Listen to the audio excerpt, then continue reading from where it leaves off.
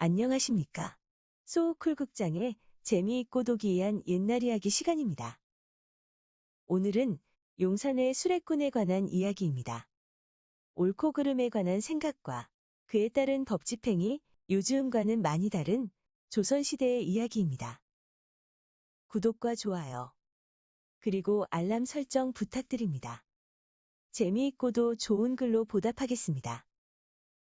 옛날 한양 용산에 어떤 수레꾼이 있었다.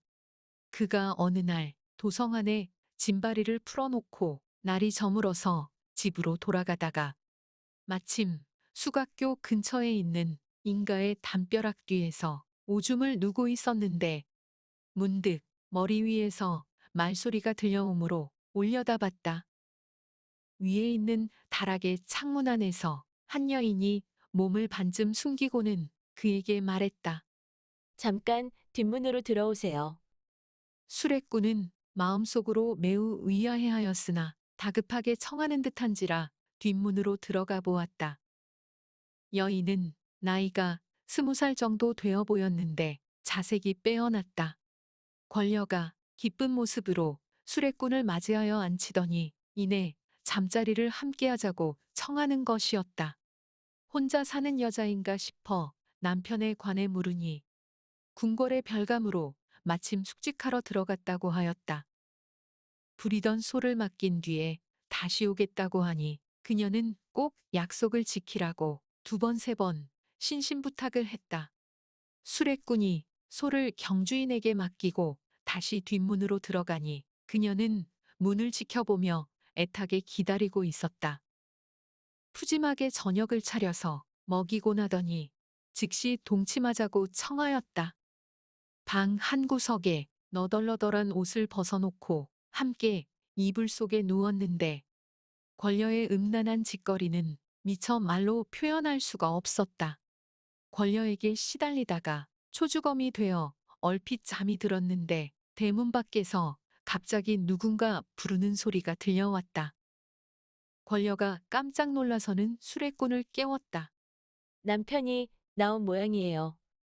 급히 벽장 안에 수레꾼을 숨기고는 권녀가 나가서 대문을 열어주자 남편이 들어왔다. 벽장 안에서 몰래 엿보니 남편의 용모가 매우 아름답고 입고 있는 옷이 화려하였다. 다만 몸이 조금 부실해 보였다. 그녀가 남편에게 물었다. 입직하러 간 양반이 무슨 일로 나오셨어? 조금 전에 꿈을 꾸었는데 집에 불이 나서 몽땅 다 타더구려. 꿈에서 깬 뒤 어찌나 놀랐던지 가슴이 벌떡거려 궁궐담을 넘어왔지 뭐요. 그녀는 거짓으로 놀란 기색을 하다가 도리어 크게 나무랐다. 아무리 꿈자리가 사납다고 하나? 엄중한 궁궐에서 숙직하면서 어찌 감히 이렇듯 망령된 짓거리를 한단 말이에요? 빨리 돌아가. 숙직하세요. 기왕에 나왔는데 어찌 그냥 돌아갈 수 있겠소? 하며 남편이 그녀를 희롱하려 하자 그녀는 온갖 말로 둘러대면서 끝내 순순히 말을 듣지 않았다. 남편이 화도 냈다가 웃기도 해보았으나 어쩔 도리가 없었다. 또한 숙직하는 자리를 오래 비워둔 것이 염려되어 도로 나가며 말하였다. 어찌 뒷날이 없겠소. 당직할 날도 얼마 안 남았는데. 그녀는 남편의 뒤를 따라 나가 바깥문을 단단히 잠그고 돌아오더니 즉시 벽장에서 수레꾼을 맞아다가 다시 음란하고 추잡한 짓을 해대는데 아까보다 더욱 심하였다. 그리고는 먼저 골아떨어졌다. 수레꾼은 바로 잠이 오지 않아 등불을 켜놓은 채 뒤척이다가 문득 혼자서 중얼거렸다. 본 남편이 나보다 100배나 낫고 나는 그냥 지나가는 사람인데 공연히 불러들여 이렇듯 음탕한 짓을 하니 이는 오로지 음욕 때문이다. 아까 본 남편이 백방으로 얼러도 순종하지 않은 것은 내가 벽장에 있었기 때문이다. 또한 저의 부모가 부부로 맺어주었는데도 더러운 행실이 이와 같구나. 보지 않았다면 몰라도 혈기 있는 사람이 눈으로 보고서야 어찌 그냥 놔둘 수가 있겠는가? 수레꾼은 마침내 그녀를 찔러 죽이고 달기 올기를 기다렸다가 그 집을 벗어났다.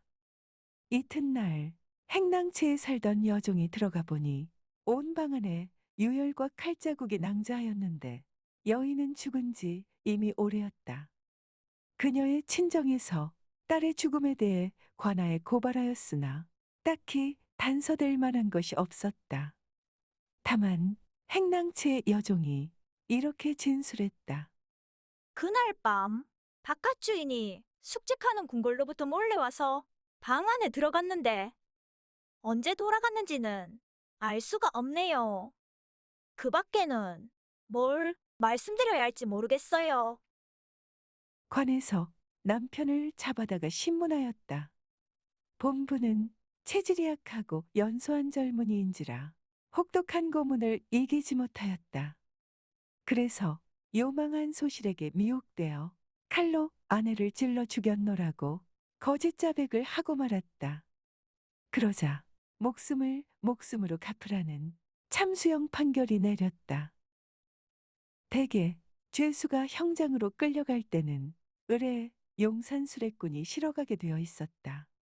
그날 밤에도 수레꾼이 명령을 기다리고 있는데 죄인이 미쳐 나오지 않았다. 수레꾼은 감옥 앞에 길거리에 서 있다가 옥리에게 물었다. 제 수레의 탈 사형수는 무슨 죄를 지었습니까? 막 이런 말을 주고받을 즈음에 죄수가 옥문을 나와 수레에 타려 하였다. 수레꾼이 자세히 살펴보니 바로 그가 다락에 숨어 있을 때 촛불 아래서 보았던 사람이었다. 수레꾼은 깜짝 놀라 생각하였다. 어찌 내 목숨이 아까워 죄가 없는 사람을 죽이겠는가? 하고는 마침내 스스로 옥관을 찾아가 자수했다. 이 사람은 살인자가 아닙니다. 그리고는 이래 전말을 자세히 말하였다. 그러자 관에서 사건을 접수하고 심사숙고한 다음 판결을 내렸다. 음탕한 계집 하나를 죽이고 무고한 한 사람을 살렸으니 이는 의로운 사람이다. 그리고는 특별히 천한 신분을 면하게 해주고 상까지 내렸다. 수레꾼이 본 뒤 노비였기 때문이다.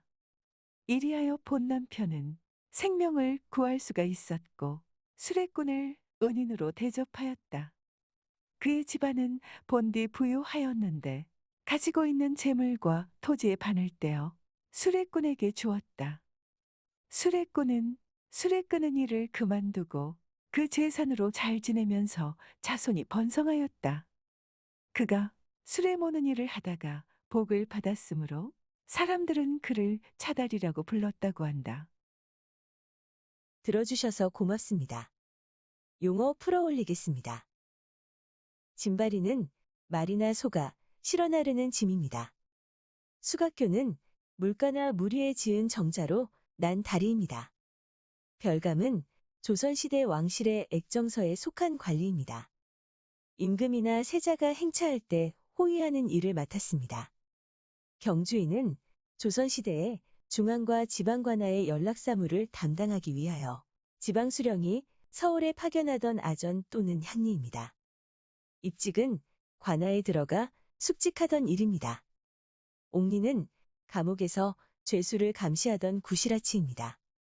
옥관은 형벌에 관한 일을 심리하던 벼슬아치입니다. 차부는 예전에 마차나 달구지 등을 몰던 사람입니다. 참고문헌 및 자료 출처 소개해 올리겠습니다. 저자미상의 청야담수가 모본입니다.